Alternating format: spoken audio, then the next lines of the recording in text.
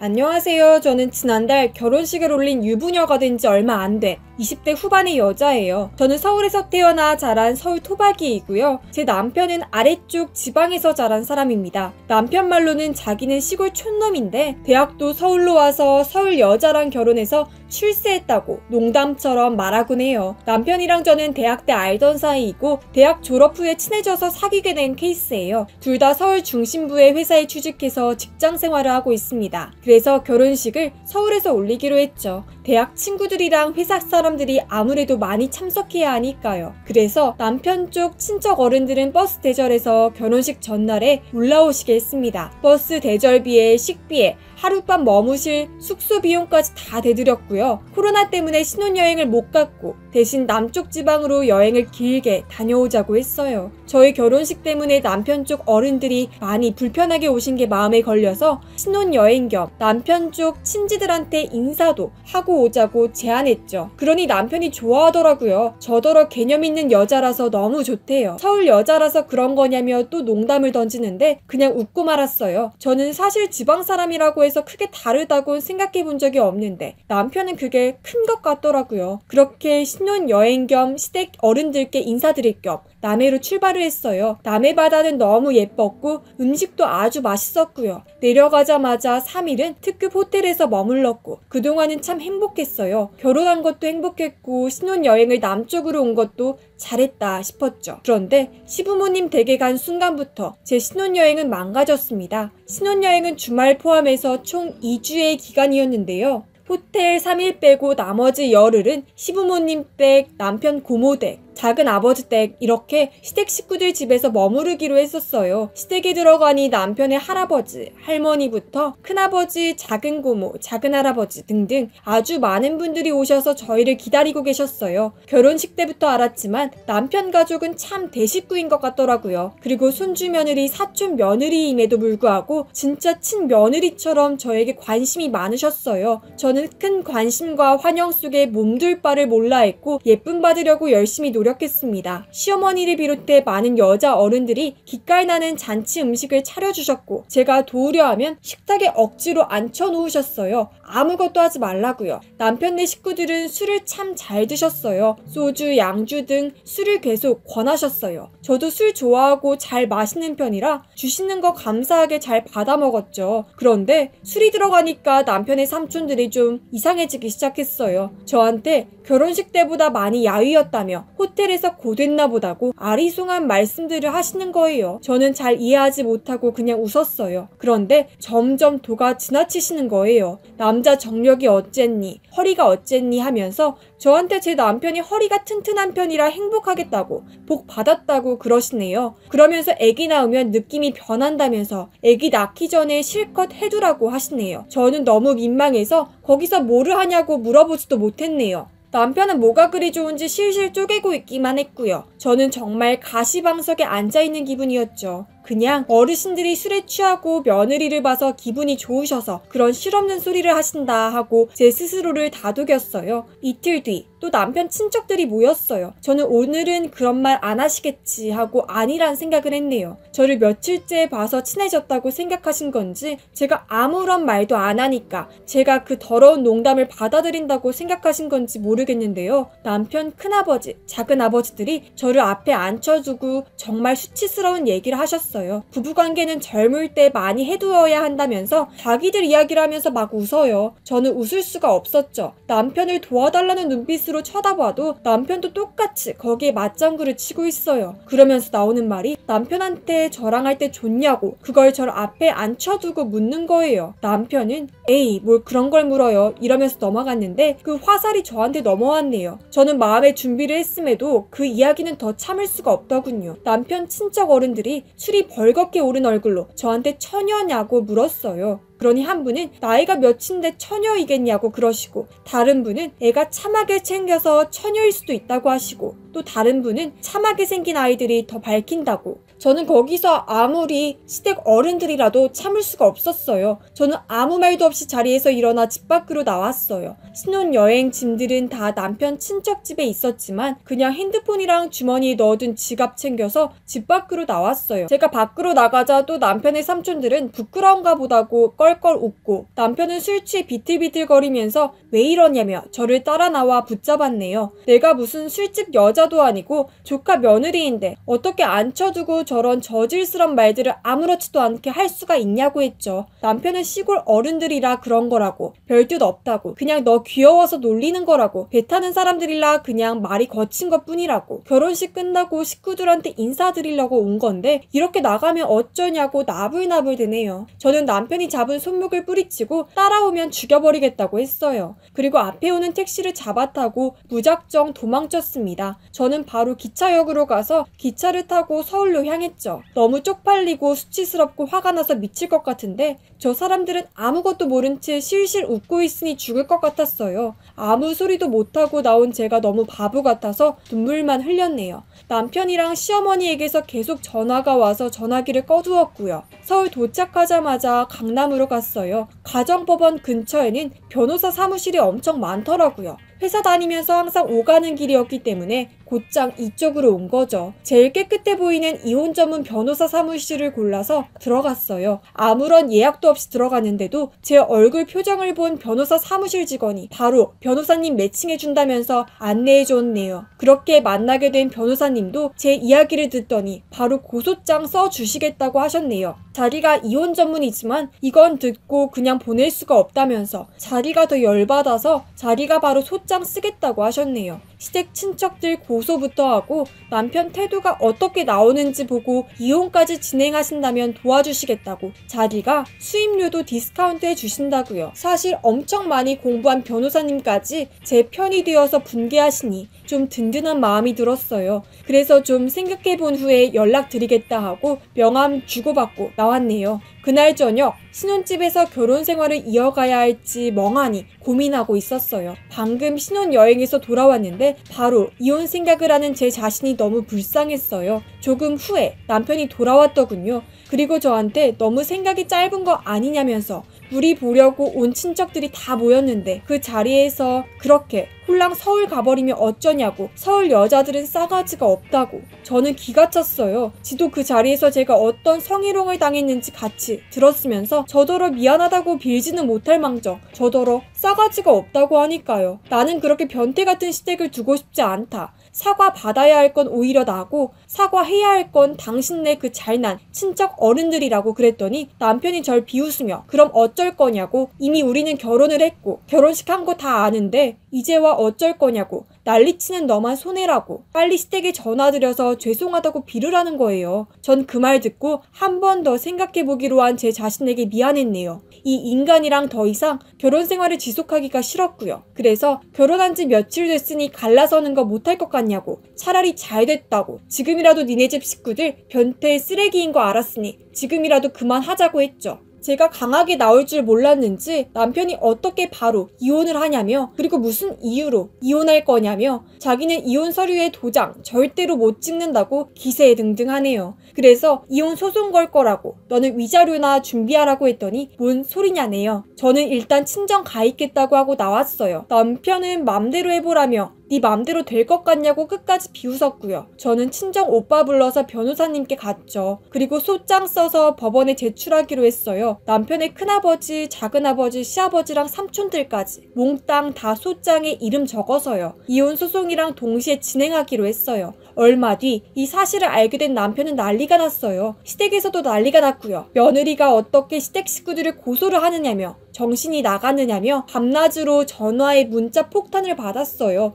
당장 고소 취하하라며 무슨 증거로 고소를 하느냐면서요. 저는 그래서 그날 제가 당한 성희롱을 녹음한 파일을 남편 폰으로 보내주었죠. 녹음까지 하고 있는 줄 몰랐던 남편은 승산이 없는 걸 이제야 알았는지 자기가 죽을 죄를 졌다면서 순순히 이혼해줄 테니 소송은 취하해달라고 비네요. 어르신들 다 60, 70 넘은 아저씨들인데 이런 일로 고소당하면 너무한 거 아니냐면서 제발 용서해달라고요. 저는 마음이 약해져서 고민하고 있는데 옆에서 친정 가족들과 변호사님이 절대 용서해주면 안 된다고, 속으로 미안해하지도 않을 거고 그냥 똥 밟았다 생각할 거라고. 그래서 저는 취하 안 하고 계속 소송 진행할 예정입니다. 남편은 자기가 이혼 도장 찍어 보내면 고소 취하해 줄 줄 알았는지 합의 이혼 서류에 도장 찍어 보냈더라고요. 저는 최대한 위자료 많이 뜯어내고 마음의 상처를 치유하는 데 노력을 다할 생각입니다. 이 사연을 들어주신 분들 저 많이 응원해 주세요.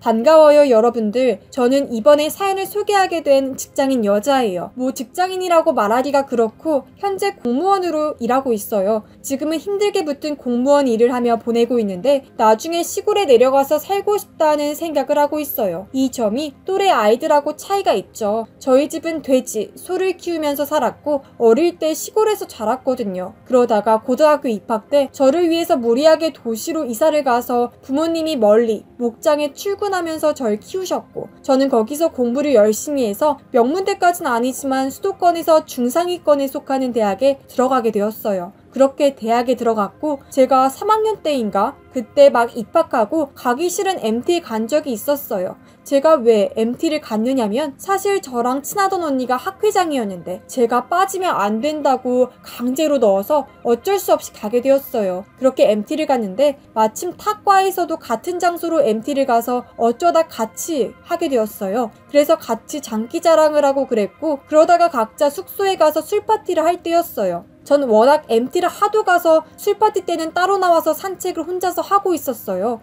그때 누군가가 뒤에서 따라 나오는 거예요. 저는 그때 후회하면서 이럴 줄 알았으면 친구라도 같이 가야 할까 하고 후회를 하고 있는데 탁과 남학생이더라고요. 그때 그 남학생이 저한테 MT 때 만나지 않았느냐며 말을 했고 저는 본 적이 있어서 다행이다 라고 생각해서 같이 가자고 말했어요. 사실 너무 무서웠거든요. 그래서 이런저런 이야기를 하다 보니 그 남학생은 복학하고 첫 MT였고 자기는 졸업을 하면 사업을 하고 싶다고 그러더라고요. 뭐 나름 의류학과라고 하니 자기 전공을 살리는 거구나 하며 들었어요. 그렇게 친분을 쌓고 다음 날에 저한테 마음에 들었다고 바로 고백을 해버리대요. 근데 사실 그때부터 서로가 마음에 들어하고 있었고 고백하는 건 시간 문제였어요. 그래서 저도 이미 고백할 거라고 알고 있었고 그렇게 고백을 받았어요. 그 남학생이 누구냐면 지금의 제 남편이고 지금도 그 일을 같이 떠올리면 서로 웃으면서 넘기며 추억으로 남기고 있어요. 그렇게 서로 좋아하던 어느 날 남편이 마침 집안에 행사가 있어서 친척분들이 다 오신다고 해서 이왕 부모님 인사를 드릴 겸 해서 같이 가는 게 어떻겠냐고 제안을 하더라고요. 저는 솔직히 부모님 인사도 버거운데 친척분들까지 본다는 게 저한테 부담이 컸거든요. 그래서 남편한테 다른 날에 보자고 하면 안 되냐고 하니까 다들 좋은 분이고 혹여나 문제가 있으면 자기가 어떻게든 해주겠다고 하니까 안심하라고 그러더라고요. 그나마 남편이 도와준다고 하니까 그나마 마음이 좀 놓여서 시댁에 같이 방문을 하게 되었어요. 이미 남편이 저에 대한 이야기를 해두었는지 시부모님은 저를 보자마자 반갑다며 보기보다 예쁘고 곱다고 좋아하셨고 자랑스럽게 저를 소개하며 다니셨어요. 시부모님이 워낙 쾌활하셔서 그러는 건지 몰랐지만 솔직히 너무 부끄러웠어요. 그래도 안심하라며 다들 좋은 분이라고 말하며 잘 왔다고 위로해 주시니 제가 그래도 마음에 어느 정도 안정이 되었어요. 하지만 그건 잠깐뿐이었어요. 한 시댁 친척분이 저를 보시더니 대체 이 집 아들은 왜 이딴 여자를 데리고 온 거야? 아니 눈이 없나? 그 말을 저한테 대놓고 말하니까 저는 울먹거리고 있었고 남편과 시부모님은 이게 대체 무슨 짓이냐며 아무리 그래도 그렇지 새로운 손님한테 뭐하는 거냐며 소리를 지르며 한바탕 싸움이 났었어요. 그날 저는 울면서 뛰쳐나갔고 그때 진짜 하마터면 남편과 헤어질 뻔할 정도로 남편과 사이가 안 좋았어요. 남편은 미안하다며 무릎을 꿇으며 간곡하게 빌어서 제가 그래도 남편이 의도한 게 아니라고 생각을 하며 넘어가서 지금까지 이어진 거였고 지금도 그 일을 생각하면 정말 화가 나네요. 어찌되었든 저는 나중에 청혼을 하고 결혼식을 준비하며 회사를 다니고 있는데 내가 어느 회사 사장인 거 아들한테 들었을 거야. 원래 아들한테 물려주려고 했는데 아들이 자기만의 사업을 하고 싶다고 해서 누구한테 할까 고민했었는데 아무래도 가족인 너한테 물려주려고 한단다. 심사숙고한 거니까 부담 있어 하지 마라. 마침 네가 대학교에서 배운 게 우리 회사에 도움이 될 것 같은데 한번 우리 회사에 들어오지 않겠니? 하며 저한테 제안을 하시는 거예요. 저는 그걸 듣고 제가 어찌 그런 걸 할 수 있냐고 하니까 시아버지가 옆에서 도와주시겠다며 간곡하게 부탁을 하시니 저는 그걸 들어드렸고 그렇게 저는 시아버지 회사에 들어가게 되었어요. 확실히 좀 오래되어서 저 같은 사람들은 별로 없고 나이 드신 분들만 계셨는데 다들 친절하셨고 제가 거기서 유일한 홍일점이다 보니 많이들 도와주시고 그러셨어요. 그래서 시아버지 말을 잘 들었다고 생각을 하고 있었어요. 물론 절 험담했던 시댁의 친척은 그걸 보고 요즘 같은 시대에 어디서 낙하산이냐고 절 비아냥거리셨어요. 아니 회사 경영이 쉬운 줄 아나? 어디서 새파란 놈한테 회사를 물려준다고 하는지 원. 차라리 나처럼 어느 정도 식견이 있고 경험이 있는 사람이 해야지. 하여튼 이 집 사람들은 생각이 없어요. 그리고 저를 볼 때마다 항상 날로 먹으니까 좋느냐면서 어째서 너 같은 게 날 대신해서 회사를 물려받냐며 뭐라 잔소리를 했어요. 사실 그 친척도 시아버지한테 간곡히 청하며 회사 물려받고 싶다고 하셨거든요. 그 이유는 직장에서 일하다가 일 못한다고 잘리고 거의 백수처럼 지냈는데 이왕이면 회사 사장이 되면 낫겠다 싶어서 그런 건데 저도 그렇지만 시아버지도 그런 걸 좋아할 리가 없잖아요. 그나마 제가 비슷한 업종을 하고 있고 나름 성과가 있어서 절 선택을 하신 거고요. 전 시아버지 회사의 실력으로 당당히 인정을 받으며 배우고 있어서 시아버지는 절 기특하게 생각을 하고 계셨어요. 그리고 남편한테 이런저런 소리를 하는데 너는 이 집의 기둥이면서 왜 아버지 사업을 안 물려받는다고 하냐? 네가 옷에 대해서 뭘 알아? 그냥 연예인이나 따라한 주제, 온놈의 패션 사업. 그리 니네 아버지 사업을 하기가 싫다면 차라리 나한테 맡기라고 말해주던가. 왜 네 볼품없는 와이프가 물려받냐? 네가 남자인데 안 부끄럽냐? 하긴 이러니 기집애들이나 하는 패션이니 뭐니 그걸로 하지. 이렇게 잔소리를 해대니 시댁 식구들도 별로 안 좋게 보고 추석이나 설날에는 어떻게든 그 친척을 안 부르려고 노력을 할 정도였으니 얼마나 싫어하는지 감 잡히실 거예요.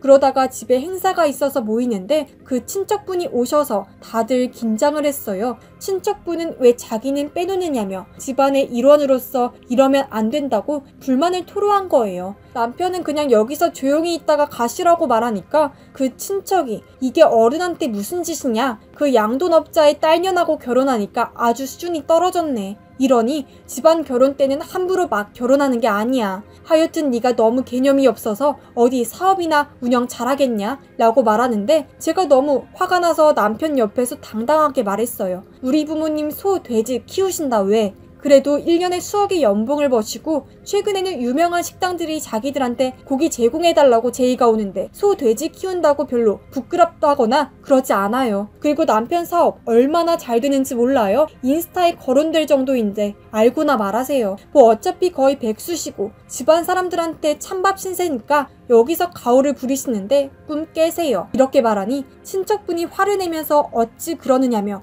이게 건방지게 하며 저한테 손찌검을 날리려고 하시는데 남편과 시아버지가 그 친척을 잡고 문 밖으로 던지며 다시는 오지 말라고 하고 쫓아내 버리셨어요. 그때 얼마나 통쾌했는지. 부모님이 억대 연봉 벌고 저와 남편은 잘 되고 있으니 얼마나 분통이 터질까요? 그렇게 친척한테 꼽을 준 이후로 한동안 저희에 대한 악담을 하는데 그걸 들은 사람들은 저희에 대해 알아서 오히려 역광광을 당한다는 소리만 들려오고 그걸 저희는 듣고 많이 웃었어요. 진짜 어이가 없네요. 항상 뭐라 하면서 자기가 백수지만 경험이 있네 하지만 막상 그 친척보다 경험이 없는 새파란 저희들이 굉장히 잘 해내는 걸 보니 아무 말도 못하는 거 보면 역시 사람은 겸손해야 한다는 게 맞다고 생각이 드네요. 그리고 그리 잘 하시는 분이 어째서 회사마다 직장마다 쫓겨나시고 주변 사람들로부터 일머리가 없다고 평가를 박하게 받을까요? 심지어 친구 돈 빌려서 주식하다 다 말아먹어서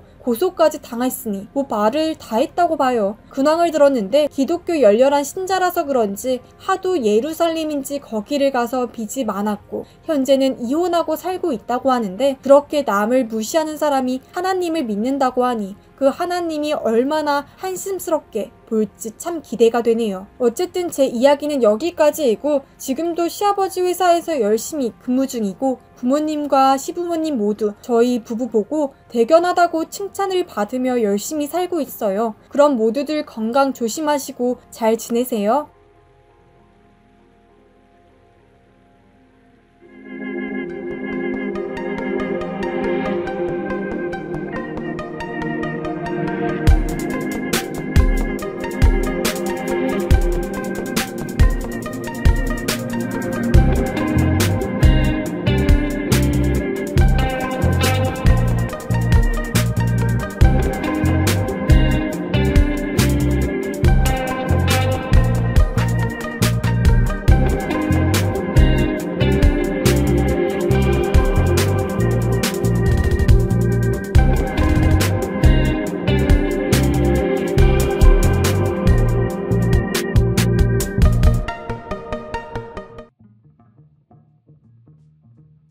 안녕하세요. 저는 회사를 다니고 있는 유부녀예요. 여러분들에게 사연을 이야기하기 전에 혹시 농사에 대해 어찌들 생각을 하시나요? 제가 친구들이나 지인들한테 물어보면 어떤 분들은 농사 지으면서 삶의 여유를 찾으면 어떨까 하고 좋게 보시는 분들이 있는가 하면 어떤 분들은 농사는 공부 못하는 것들이나 하는 거라고 무시하는 분들이 계세요. 제가 왜 뜬금없이 이런 이야기를 하냐면 제 남편이 농부거든요. 뭐 농부라고 막 시골에 살거나 그러진 않았어요. 남편하고 저는 도시에 사는데 농장은 외곽에 있어서 거기서 남편이 새벽에 일어나서 농사 지으면서 하루를 보내요. 차로 농장까지 1시간이면 가니까 그렇게 큰 부담이 있진 않았어요. 솔직히 저는 남편이 농사꾼인 거 처음에는 이런 분도 있구나 하며 넘어갔는데 농사 짓는다고 천하다고 그런 게 아니라는 걸 알게 되면서 남편에 대해서 큰 관심을 가지게 되었어요. 그때 아마 첫 소개팅 때였어요. 제가 회사에서 일하는데 한 남사친이 자기 친구가 착한데 연애를 제대로 해본 적이 없어서 걱정이라며 자기한테 소개팅을 부탁해서 누굴 소개하지 고민을 하다가 제가 생각이 나서 저한테 한번 만나달라고 부탁을 했었어요. 대체 어떤 사람이길래 그렇게 연애 경험이 별로 없을까 하고 생각을 했는데 남사친이 농부라고 하더라고요.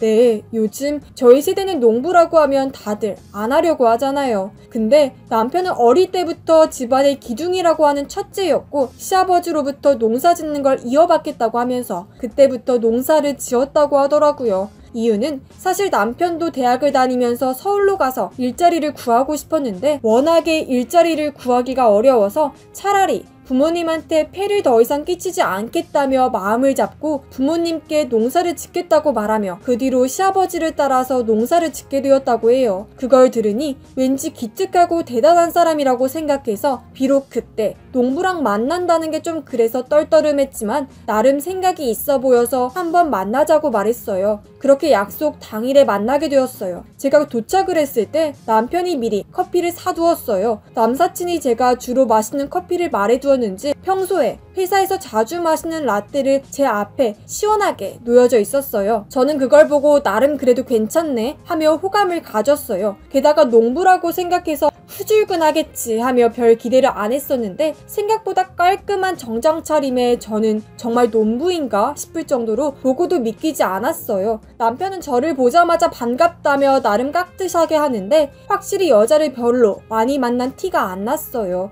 그 뒤 이런저런 이야기를 하는데 알고 보니 자기는 원래 공부를 잘해서 대학교 건축학과에 입학을 했는데 워낙에 일자리가 구하기가 힘들고 그래서 농사 짓는 거라고 말하며 자신의 근황을 이야기를 하는데 그나마 농부를 별로 안 좋게 생각하는 저의 생각을 차츰차츰 바뀌게 되었어요. 그리고 남편이 보여준 또 다른 모습에 어머 하며 계속 만나고 싶어서 연락을 자주 했고 나중에는 연인 사이가 되면서 청혼을 받게 되었어요. 그 모습이 뭔지는 다음에 설명을 드릴게요. 어쨌든 상견례도 모든 게 이상이 없어서 결혼식을 치르게 되었고 그렇게 저와 남편의 결혼 생활이 시작되었어요. 부모님은 처음에 남편이 농부라고 해서 저보고 미쳤냐고 뭐라고 하셨지만 남편의 진가를 차츰 알게 되면서 오히려 저보고 보석을 찾는 재주가 있다면서 그 무슨 영화에서 나온 말인데 너는 계획이 다 있구나 라고 놀리면서 절 칭찬해주시고 그랬어요. 그리고 남편한테 굉장히 잘해주시고 그랬어요. 그렇게 행복한 결혼 생활을 시기하는 사람이 있었는데 바로 이모셨어요. 이모는 엄마보다 나이가 많았는데 원래부터 절 안 좋게 보고 그러셨는데 남편이 농부인 거 아는 이후로 절 비아냥거리며 무시를 하시더라고요. 쯧쯧.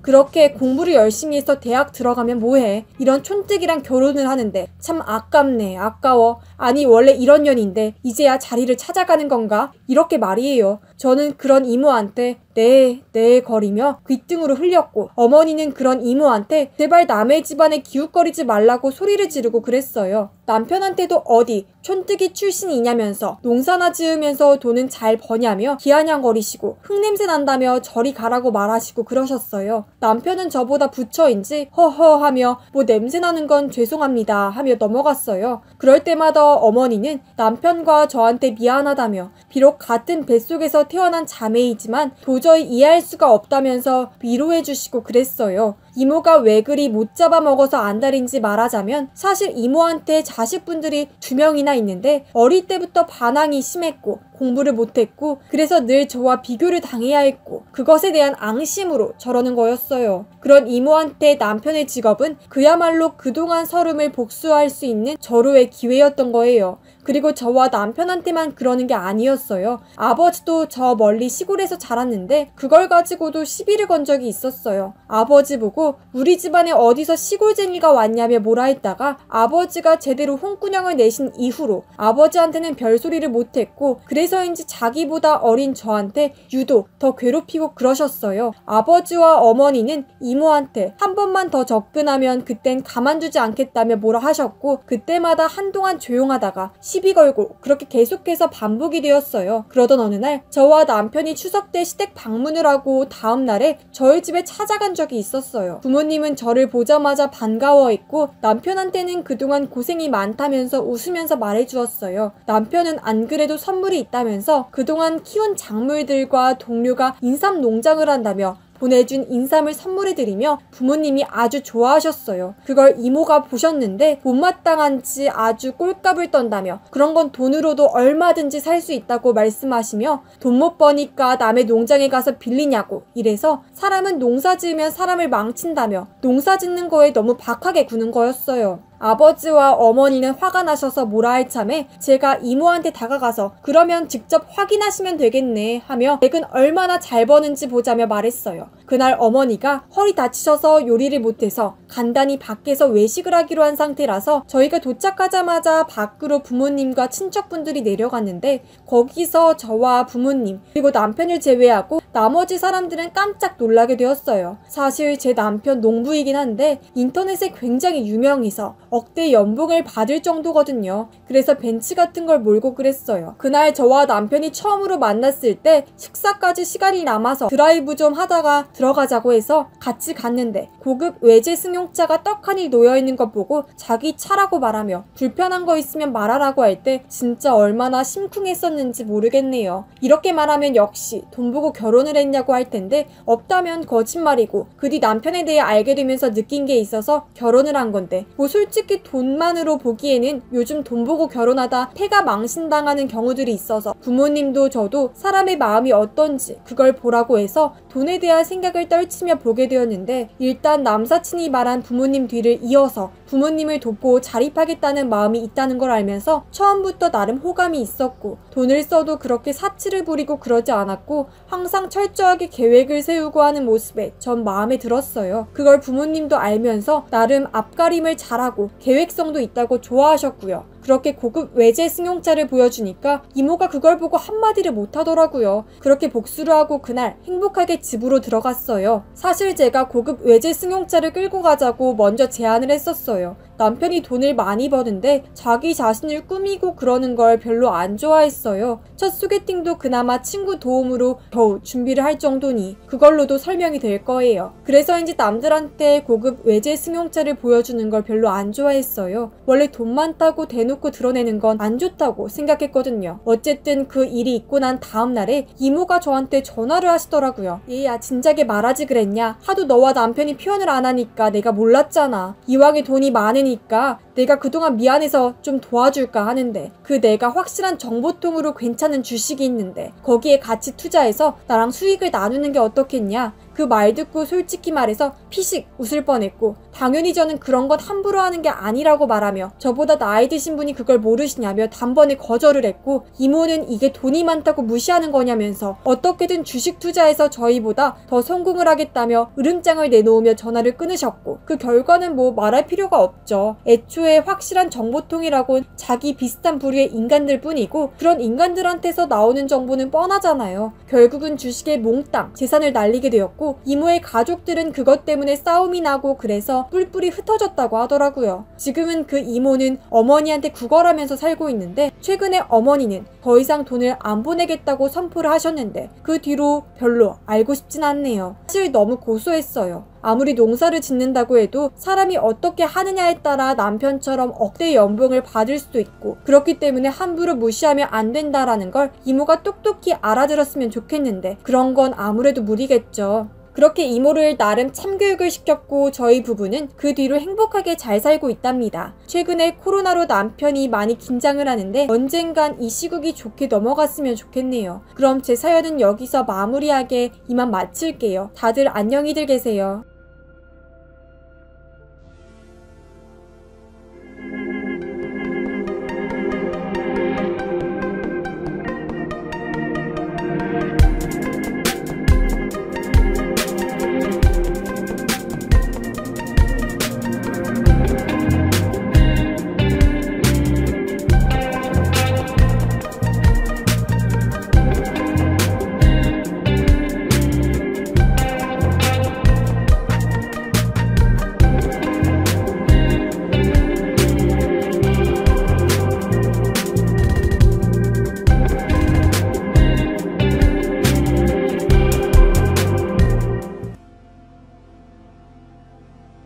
안녕하세요. 저는 식당에서 주방장으로 일하고 있는 주부예요. 요즘은 코로나로 손님들이 많이 줄었지만 그래도 매출은 나름 잘 나와서 잘 버티고 있어요. 오늘은 제가 사연으로 올리게 된 건 절 버리고 떠난 남편 때문이에요. 사실 전 발을 제대로 못 걷거든요. 거의 절뚝거리면서 걸어서 사실상 절름발이에요. 원래부터 그랬냐면 아니에요. 어릴 때 제가 육상 달리기 선수였다는 걸 말해주면 다들 못 믿으실 거예요. 전 초등학교 때부터 체육선생님이 저보고 달리기 소질이 있다면서 육상 달리기 해보는 게 어떠냐고 해서 육상 달리기 선수로 활동했었어요. 그 뒤로 여러 대회에서 우승이든 뭐든 각종 상들을 다 탔는데 고등학교 때부터 훈련 도중에 발목 부상을 입었고 그 상태가 너무 심각해서 다시는 육상 달리기로 재기할 수 없는 지경에 이르렀어요. 솔직히 말해서 그때는 너무 절망적이었어요. 생각해보세요. 남들은 그나마 공부를 해서 대학 가면 어느 정도 기회가 있지만 저 같은 체육 특기생들은 그야말로 운동 아니면 다른 걸 할 수가 없어요. 아니 가능하다고 해도 그동안 멀리 간 다른 친구들을 따라잡으려면 한참 노력을 해야 하거든요. 그래도 전 부끄럽지 않게 인생을 다시 설계하자는 마음으로 거의 손을 놓았던 공부를 다시 시작을 했어요. 고등학교 2학년이지만 저는 사실 중학교 과정도 제대로 모르는 상태였거든요. 그래도 여차저차해서 전문대에 들어가서 나름 괜찮은 회사에 취직하게 되었어요. 그때는 어떻게 취직했는지 모르지만 거기서 열심히 일하며 남들한테 눈칫밥 안 주겠다는 마음으로 살았고 그래도 다들 인정해 주시더라고요. 여기까지 보면 제 인생 성공사 같지만 그 뒤로는 저에게는 지옥과도 같았어요. 어느 날 부모님이 직장도 가지고 있겠다. 슬슬 결혼을 일찍 하는 게 어떠냐고 하셔서 남자를 소개해 주신다고 말씀을 하셨어요. 사실 전 그닥 생각이 없었어요. 남친은 오래전에 헤어지고 한동안 슬픔에 빠져 있을 때 당분간 연애에 신경을 쓰지 말자는 생각으로 살아와서 막상 만난다고 하니 굉장히 당황스러웠어요. 어쨌든 만나라고 해서 부모님이 미리 예약해 주신 식당에 가서 남자를 만났어요. 그리고 그 남자, 아니 저에게는 남편인 그 사람이 오는 거예요. 처음에 앉아서는 저하고 이야기하면서 나름 저에게 호감을 보여주었고 저도 괜찮은 남자구나 하며 이번 만남은 잘 될 것 같다는 생각이 들었어요. 그러다가 다른 장소로 이동할 때 문제가 되었어요. 제가 목발 정도 짚을 수준은 아니었지만 걸을 때 살짝 절뚝거리면서 걷거든요. 그걸 남편이 보자마자 표정이 별로 안 좋아 보이더라고요. 그리고 괜찮다는 말이 없이 그저 다른 장소에 가서 말만 하다가 헤어지고 말았어요. 뭐 이해는 하는 게 꼭 같이 오랫동안 살 사람이 발이 절뚝거리고 있으니 얼마나 기분이 안 좋겠어요. 저도 솔직히 말해서 그 점 때문에 마음에 걸렸거든요. 그리고 그 만남 이후로 저는 제가 절름발이었고 육상 달리기 하다가 다쳤다고 하니까 남편이 퉁명스럽게 알았다 하며 마무리가 되었어요. 아무리 절름발이가 마음에 안 든다 해도 너무 싫은 티가 나서 솔직히 기분이 안 좋았어요. 그리고 나중에 남편 친구들한테 이야기를 들었는데 그때 저랑 만나고 싶지 않았는데 마침 시아버지가 저희 아버지 부하 직원이셔서 시부모님이 당장 결혼이나 하라고 압박을 했다고 하더라고요. 남편이 싫다고 엄청 때를 썼다는데 아무리 그래도 부모님들은 좋다 해도 저희가 안 좋으면 그 결과는 모두들 알고 있는 뻔한 그거있죠. 어쨌든 그런 불안한 상태에서 혼수 준비를 하는데 사실상 저 혼자 준비를 했고 남편은 자기가 바쁘다며 야근을 하고 그러는데 알고 보니까 그냥 절 버리고 친구들이랑 놀러간 거더라고요. 뭐 저도 남편을 딱히 마음에 들어하는 건 아니라서 별 생각은 하지도 않았지만 괘씸하잖아요. 결혼식 때 얼마나 기분이 안 좋은지 남편이 절 볼 때 얼마나 한심하게 보는지 얼굴에 다 보이거든요. 결혼식 친구들도 남편의 모습 보고 어찌 저럴 수가 있냐고 욕하고 그랬어요. 남편 친구들도 별로 안 좋게 보았고요. 그리고 그 일로 부모님은 제 남편을 꼴도 보기 싫다며 시부모님한테 뭐라 한 소리를 했고 시부모님은 저한테 미안하다며 사실 본인들은 제가 마음에 드는데 아들놈이 버릇이 없다고 말씀을 하시더라고요. 제대로 결혼 생활이나 하겠나요? 그나마 기적인 건 남편 사이에 딸 하나 아들 하나 이렇게 2명을 두었다는 거예요. 그래도 결혼한 사이인데 너무 매정하게 구는 건 좀 그렇잖아요. 근데 저한테는 모임에 나가지도 말라 하고 집에만 있으라고 하더라고요. 그리고 어디 가서 남편 아내라고 하지 말라 하고요. 참 어이가 없네요. 절름발이가 어때서요? 그렇게 저보고 절름발이인 거 숨기라는 남편은 정작 저보다 돈을 못 번다는 게 함정이에요. 가뜩이나 결혼식으로 남편 회사 동료들이 안 좋게 보는데 워낙 뺀질이로 유명한 남편이라서 회사 내에서 소문이 안 좋고 월급 협상 때에도 늘 지는 일이 종종 있었어요. 그래서 사실상 제가 가정을 이끌다시피 했고 그 상태에서 집안일, 애들 돌보기 등등 다 해야만 했어요. 절름발이인 거 알면 적어도 분담을 해주던가 그것도 안 해주고 그러니 제가 기분 좋게 볼까요? 그렇게 불안한 결혼 생활을 하다가 어느 날 남편은 자기가 자유를 찾고 싶다며 이혼을 하자고 하더라고요. 애도 아니고 절름발이와 아이들 보느라 너무 힘들다고 다짜고짜 이혼을 하자고 하는 거더라고요. 처음에 바람을 피웠나 했는데 나중에 보니 그냥 저로부터 도망가고 싶어서 막무가내로 그런 거라고 하더라고요. 뭐 저도 솔직히 남편을 없는 사람으로 생각하고 살아서 결국은 이혼 절차를 밟게 되었고 위자료는 서로 반반해서 헤어지게 되었어요. 친구들은 잘 헤어졌다며 그래도 아이 2명을 어떻게 키울 거냐고 걱정해주고 그랬어요. 남편 친구들도 결혼식 이후로 남편을 보기가 싫었다며 절 응원해 주었고 저는 회사를 다니다가 뭘 하지 생각을 하고 있었는데 그동안 생각만 했던 회 요리사가 떠오르면서 주말 동안 회 요리를 공부하기로 했어요. 주말에 애들을 부모님한테 맡기고 공부를 했고 나중에는 실력이 되면서 회사를 그만두고 유명한 식당에서 회 요리를 전문으로 하는 요리사가 되었어요. 그렇게 회 요리를 만들면서 돈을 벌면서 어느 정도 식당에 대한 노하우들이 쌓이게 되면서 결국은 저만의 회 요리집을 차리게 되었네요. 그렇게 제 식당은 동네에서 좋은 안주거리를 제공하는 식당으로 이름을 날리게 되던 어느 날 웬 익숙한 남자가 제 식당에 오는 거예요. 여보, 그동안 잘 지냈어? 뜬금없는 말에 저는 용건만 말하라고 딱 잘라서 말하니까 남편이 사실 자기도 식당을 차렸는데 잘 안 된다며 저보고 거기 주방장으로 일해달라고 하는 거예요. 대신 제 식당은 남편 소유로 하자고 하고요. 이게 무슨 날강도인지 저는 뭔 소리냐며 당장 나가라고 말했고, 남편은 이러지 말고 부탁 좀 하자며 돈을 많이 줄 테니 예전에 결혼했던 거 다 잊자고 말하니까 웃기지 마. 네 친구들한테 들었어. 너 식당 영업하면서 직원들은 물론이고 주방장한테 제대로 월급도 안 준다며? 그리고 내가 그걸 못 들었을 것 같아.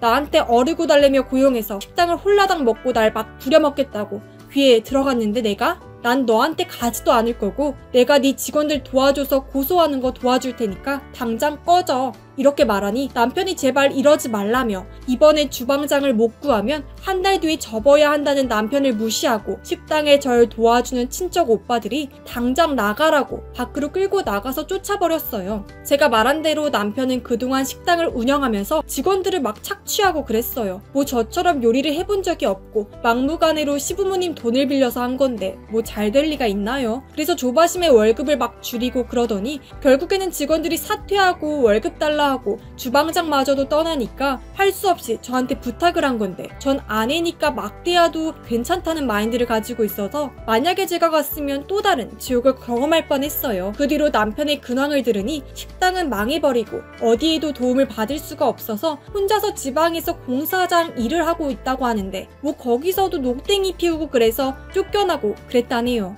그래서 아주 허름한 단칸방에서 지내고 있어요. 그리고 빚도 아주 많은지 빚 관련 소송들도 걸리고 그랬다네요. 남편은 그래서 저보고 소송 돕는 거 그만해달라고 말했지만 이미 그동안 한 거 생각하면 아주 미미한 수준이었고, 그렇게 남편을 못살게 굴며 그동안 행동을 반성하게끔 만들었어요. 진짜 돈도 못 벌고 저보다 잘하지도 못하면서 왜 제가 절름발이라고 무시를 하는지 모르겠어요. 어쩌면 저는 만나지 말아야 하는 사람을 똥을 밟듯이 만난 거라고 그냥 생각을 하고 있어요. 아무튼 이 일 이후로 저는 그동안 쌓인 울분과 아픔을 모두 극복을 할 수가 있었고, 저는 지금 이렇게 여유롭게 살고 있어요. 요즘은 식당이 일이 안 되고 해서 유튜브를 해서 회 요리에 대해서 알려주려고 하고 싶은데 아직은 준비부터가 서툴고 그러고 있어요. 아무리 절름발이라도 몸이 불편해도 노력을 하면 솟아날 구멍이 있다는 걸 이번 일로 새삼스럽게 느꼈고, 여러분들도 경험을 해보셨으면 좋겠네요. 그럼 다들 안녕히 계세요.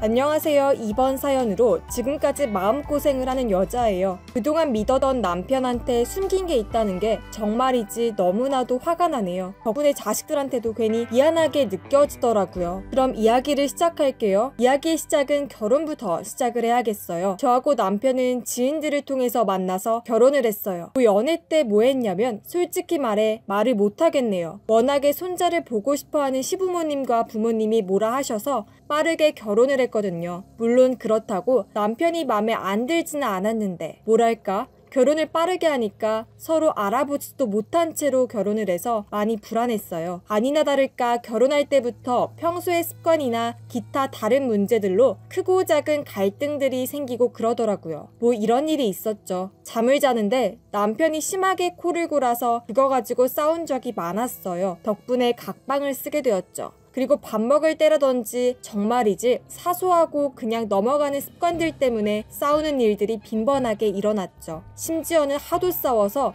기분을 풀려고 간 여행에서도 싸우느라 시간을 보내고 그랬죠. 아니, 내가 저기 가서 먹으면 더 맛있는데 왜 그러는데? 난 저기가 좋다고. 대체 왜 그래? 언제는 여행을 가서 기분 좀 풀라고 했더니만 그새를 못 참아서 싸우는 거야? 라고 말하며 서로 지겹다고 싸우고 숙소에서도 말도 안 하고 그랬죠. 그러다 보니 서로가 피곤해지고 그랬죠. 남편은 남편대로 힘들어서 직장에서의 스트레스를, 저는 주부로서의 스트레스, 이렇게 서로 공존하며 살아서 언제 터질지도 모르는 폭탄 같은 상태였죠. 그러다가 아들을 낳고는 그 불안은 많이 사라지게 되었고 한동안은 친하게 지냈던 것 같네요. 하지만 나이가 들면 이제 몸이 힘들어지고 젊은 시절에 대한 그리움이 많이 생기잖아요. 언제는 남편이 너무 힘들고 그러는데 요즘 젊은 것들이 일을 빨리 배워서 이러다가 직장에서 잃을 것 같다고 뭐라고 하는 거예요. 저는 뭐 요즘 하도 하소연을 해서 짜증나지만 그래도 위로를 해주자 하며 괜찮겠지 라고 늘 다독였지만 날이 갈수록 남편의 우울증이 점점 심해지더라고요. 그러다가 어느 사건이 터지게 되었죠. 저한테 노래방을 운영하는 친구가 있는데 그 친구가 난데없이 밤에 전화를 걸었더라고요. 너 남편 지금 내 노래방에서 난리 부르스를 치고 있어. 저는 그게 무슨 소리냐고 말했죠. 그날 남편이 회식한다는 거 다 미리 말해두어서 잘 오겠지 하며 기다리고 있는데 무슨 난리를 쳤냐고 말하니까 글쎄 네 남편이 술에 취해서 무슨 넥타이를 머리에 둘러매고는 젊은 여자들을 부둥켜 안고는 넌 내 거야 라고 아주 난리를 치고 그러고 있어. 대체 남편하고 무슨 일이 있었어? 라고 말하니 화가 나더라고요. 이젠 우울증으로 젊은 여자애까지 탐내? 라고 생각을 하며 즉시 달려가서 남편을 마구 때렸죠. 그 남편이 부둥켜 안았던 부하 여자 직원들은 죄송하다며 갑자기 술을 막 마시며 취하더니 여기저기 몸을 만졌다고 하고 다른 부하 직원들도 말리려고 했는데 하도 뭐라고 소리를 지르고 해서 못 말리다가 이렇게 되었다고 하더라고요. 남편이 다른 여자를 탐내는 것도 화가 나는데 저 어린아이들한테 마구 부리고 갑질한 것 때문에 더 화가 나더라고요. 그래서 그날 집까지 끌고 가서 청소기로 마구 때리고 그랬죠. 아들은 학원에서 집으로 돌아와서 무슨 일이냐고 해서 저는 방으로 들어가라고 말을 했죠. 그렇게 대망신극 이후로 저는 남편한테 어떤 말도 대꾸도 안 하게 되었고 이런 상황을 알게 되었던 아들도 남편을 무시하게 되었죠. 그나마 시댁에 내려가면 남편의 기운은 살아났지만 시댁에서조차도 문제가 터지게 되었죠. 글쎄 동서한테 찝쩍거려서 집안에 문제를 일으켜서 이젠 시댁에서도 무시를 받게 되었죠. 그 뒤로는 시부모님은 남편 꼴보기 싫다고 저와 아들만 오라고 하실 정도로 사이가 안 좋아졌죠. 뭐 부모님은 두말할 것도 없었죠. 저보고 이혼을 안 하는 게 신기하다고 그러시고요. 아들은 뭐 남편을 아버지로 보지 않고 늘 무시하고 다녔죠. 그렇게 무시하고 하니까 남편도 많이 외로웠던지 그 뒤로는 혼자서 보내는 시간이 많았죠. 그래서인지 집에 자주 보이지 않았죠. 아들은 오히려 그런 남편이 보이지 않아서 좋았고 저도 내심 마음이 편안해했죠. 저는 그때 부모님께도 말씀드렸지만 아들이 성인이 되면 이혼을 할 거라고 말을 했었어요. 뭐 아들도 그런다는 걸 이해해주고 있고 남편도 모르는 눈치가 아니었어요. 차라리 이렇게 하는 게 아들도 또 저도 좋았거든요. 그렇게 시간을 보내던 어느 날 남편이 회사에서 하도 안 좋은 사건이 터져서 해고당해서 경비일 같은 걸로 하고 있었는데 거기서 교통사고를 당한 거였어요. 그때 가족들이 난리가 나서 찾아가는데 하필 트럭으로 세게 박았고 원체 몸 상태가 좋지 않은 사람인데 더 악화돼서 어찌 될지 모른다고 하더라고요. 그때 많은 사람들이 얼마나 울었던지 그동안 남편을 무시한 시부모님이 미안하다고 그랬고 저도 사과를 하며 병문안에 자주 들르고 그랬었죠. 그러던 어느 날 병문안에 아들과 함께 왔는데 웬 여자가 남편 옆에 서 있던 거였어요. 그것도 마치 연인이 마냥 손을 잡아주며 남편의 얼굴을 닦아주고 있었어요. 저는 일단 아들을 다른 곳으로 보내고 대체 누구시냐고 말하니까 그 여자가 남편의 애인이라고 말을 하는 거예요. 딱 봐도 나이가 굉장히 젊어 보였거든요. 제가 화를 내려고 하는데 그 여자가 입을 열었어요. 그러니까 그때부터였죠. 노래방에서 대망신극을 벌이던 때부터 알고 지냈다고 하더라고요. 자기는 술집에서 운영하는 사장이라고 말하는데 남편이 늘 술집에 가서 술을 마시며 하소연을 했다고 하더라고요. 뭐 가족한테 무시를 당했다든지 하면서 뭐라고 하니까 자기는 어떻게든 위로를 해주었고 나중에는 술을 무상으로 해주며 같이 말을 들어주며 서로 사랑하는 사이가 되었다고 해요. 전 그 말을 듣고 이 남편을 어찌할까 생각을 했는데 이 여자가 계속해서 말을 하더라고요. 시댁에서도 무시를 받으면서 더욱더 자기 자신을 찾았고 나중에는 같이 하룻밤을 보내고 그랬다고 하더라고요. 그리고는 나중에 이혼해서 같이 살려고 그랬다고 하더라고요. 순간 화가 나서 그 여자의 머리끄덩이를 잡고 어찌 그러느냐고 말하며 따지는데 뜻밖의 말을 한 거였어요. 제가 남편이랑 결혼하면 당신 남편이 모았던 재산 제가 다 가지게 되겠죠. 그리고 아들은 제가 키울 거예요. 어차피 제 아는 지인 중에 변호사가 있어서 양육권 소송을 걸 거예요. 이게 대체 무슨 황당한 소리인가요? 아니 잘 키우던 아들을 웬 여자가 난데없이 키운다고 하니까 당황스럽더라고요. 그래서 이 일이 시댁 또 부모님한테까지 퍼지니까 제발 당장 얼씬도 말라고 하니까 그 여자가 남편이 깨어나면 이 모든 걸 밝히겠다며 난리를 쳤죠. 그렇게 한참의 소동이 일어나면서 대치하고 있는 상황에 왔는데 어느 날 남편이 일어났다 하더라고요. 그때 저 혼자 있었는데 갑자기 저한테 해야 할 말이 있다고 말하는 거예요. 여보, 그 여자 있잖아. 술집 여자. 내가 그동안 그 여자랑 지냈는데 그 여자가 몰래 대화한 거 들었어. 내 돈과 아들 가지고 자기들끼리 헤쳐먹겠다는 걸 들었어. 내가 그동안 너무 잘못 생각한 것 같아. 그런 말을 듣고 저는 얼마나 울었던지 남편을 안고 잘했다고 말했고 이후 남편이 발표를 하면서 그 술집 여자는 어떻게 이럴 수가 있냐며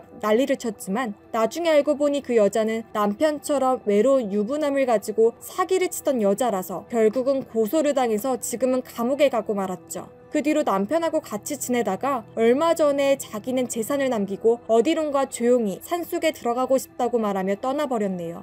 어디인지 알고 있지만 이제는 다들 남편을 조용히 보내주자고 암묵적으로 동의를 하고 있습니다. 그동안 사고를 일으켜 여러 가지 무리를 만들었지만 끝내 반성을 하는 남편을 이제는 놓아주기로 했습니다. 지금도 남편이 잘 지낼지 걱정이 드네요. 제발 무사했으면 좋겠네요. 지금까지 썰을 풀어드렸는데 다들 하루 재미있게 보내시기를 바라며 마무리를 할게요.